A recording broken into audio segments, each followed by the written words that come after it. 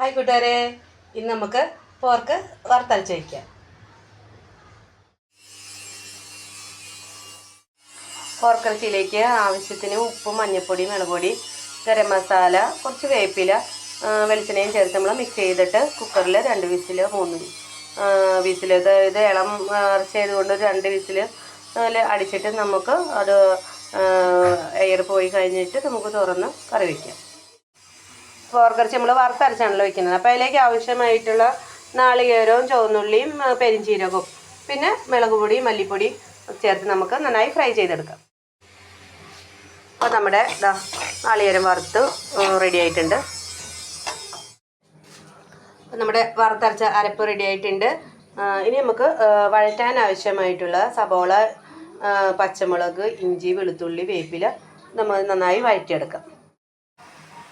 സബോള നന്നായിട്ട് വഴണ്ടിട്ടുണ്ട്. ഇതിലേക്ക് നമുക്ക് അരപ്പ് ചേർത്ത് ഒന്ന് തിളപ്പിച്ചിലേക്ക് ഇറച്ചി ചേർക്കാം. നമ്മുടെ വറുത്തരച്ച ചിക്കൻ കറി റെഡി ആയിട്ടുണ്ട്. നിങ്ങൾക്ക് ഇഷ്ടമാണെങ്കിൽ ലൈക്ക് ചെയ്യുക, ഷെയർ ചെയ്യുക, ഫോളോ ചെയ്യുക, സപ്പോർട്ട് ചെയ്യുക. വറുത്തരച്ച പോർക്ക് കറി റെഡി ആയിട്ടുണ്ട്. നിങ്ങൾക്ക് ഇഷ്ടമായെങ്കിൽ നമ്മളുടെ കൂടെ സപ്പോർട്ട് ചെയ്യുക, കമൻ്റ് ഇടുക, ഷെയർ ചെയ്യുക. ഒപ്പം നമ്മുടെ ഈ യാത്രയിൽ എപ്പോഴും കൂടെ ഉണ്ടാകുക.